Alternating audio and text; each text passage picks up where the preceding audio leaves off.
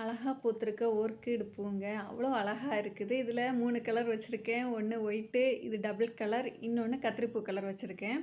கத்திரிப்பூ கலரில் இந்த அளவுக்கு கொத்தா பூக்கல. 1 2 பூவாக தான் பூத்திருக்குது. கொத்தா பூத்திருக்குது ஒயிட் கலரும் இந்த டபுள் கலர் தான் பூத்திருக்குதுங்க.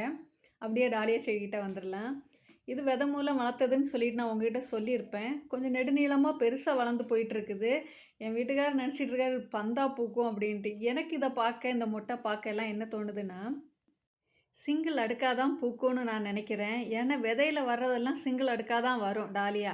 அப்படின்னு தான் நான் நினைக்கிறேன். ஏன்னா இவ்வளோ நீளமாக போயிட்டு கொஞ்சம் இலையெல்லாம் கொஞ்சம் டிஃப்ரெண்ட்டாக இருக்குது. நம்ம இந்த கொத்தா பூக்கிறதோட இலையோட மாதிரி இல்லை. அதனால் பார்க்கலாம். நீங்கள் சொல்லுங்கள், அது சிங்கிளாக பூக்க மாதிரி இருக்குதா, டபுளாக பூக்க மாதிரி பால் மாதிரி பூக்க மாதிரி இருக்கக்கூடிய டாலியாவான்னு சொல்லுங்கள். டாலியா கிழங்கு சின்னதாக 2 எனக்கு கிடச்சிச்சின்னு சொன்னேன் பார்த்தீங்களா, அதை எடுத்து வச்சுருந்தேன். சரி அதை நடுறதுக்கு வேண்டி எடுத்துகிட்டு வர சொல்லிட்டேன். சின்னதாக 2 கப்பு எடுத்துகிட்டு வந்துட்டான். அதில் தான் நான் கொஞ்சம் மண் போட்டு அதுக்குள்ளே ஊனி வைக்க போகிறேன்.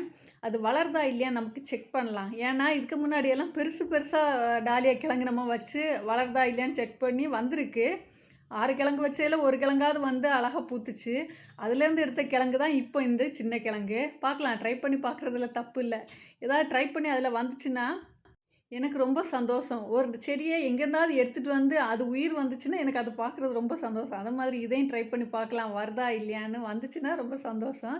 லைட்டாக தான் தண்ணி தெளிக்கிறேன். ஏன்னா அழுகிருமோன்னு உள்ள ஒரு பயம். அதனால் லைட்டாக தண்ணி தெளித்து சைடாக ஒரு ஓரமாக தூக்கி வச்சாச்சு. இனி வருதா வரலையாங்கிறத வீடியோவில் நான் அப்புறமா காமிக்கிறேன்.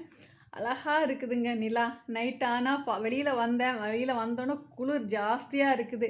இந்த குளிருக்கு இடையில மேலே பார்த்தா நிலா அவ்வளோ அழகாக இருக்குது. ஏதோ நல்ல கோல்டன் கலர், நல்ல ரெட் கலரில் இருக்கிற மாதிரி தூரம் இருந்து பார்க்கக்கூடிய டைம் தெரியுது. அவ்வளோ அழகாக இருக்குது பார்க்குறதுக்கு. இயற்கையை எந்த எந்த செயலோடையும் நமக்கு ரசிக்கலாங்க. அப்படி ரசிக்கிறது தான் இந்த நிலாவும் கூட. இந்த வீடியோ பிடிச்சா லைக் பண்ணுங்கள், சப்ஸ்கிரைப் பண்ணுங்கள்.